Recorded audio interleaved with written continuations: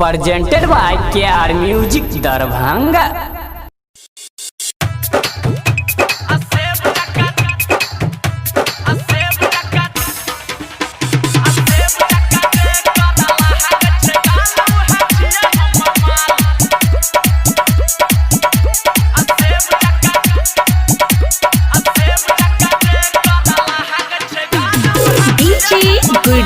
presented by Madhubani DD Production House सकरी।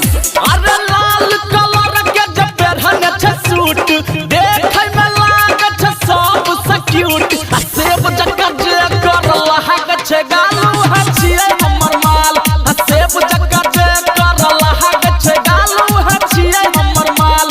सेब जका जे करला है छ गालू हछिए हमर माल सेब जका जे करला है छ गालू हछिए हमर माल।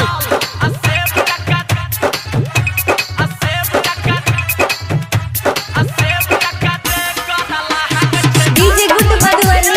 DJ good Madhubani DJ good Madhubani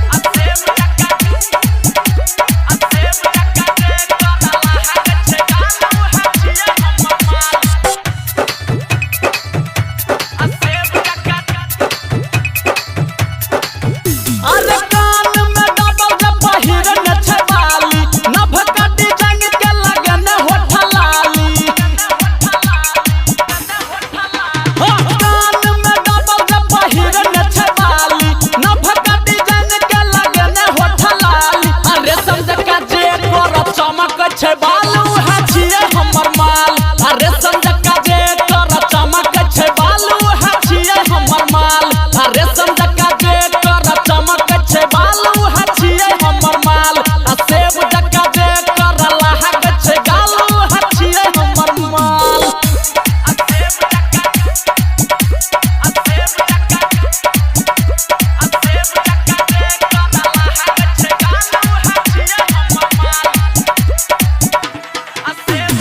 DJ Gudduraj Madhubani अरे तिरछी नजर से हमारा देखै छै हंस हंस को जे बात करै छै हाँ तिरछी नजर से हमारा देखै छै हंस हंस को जे बात करै छै बौआ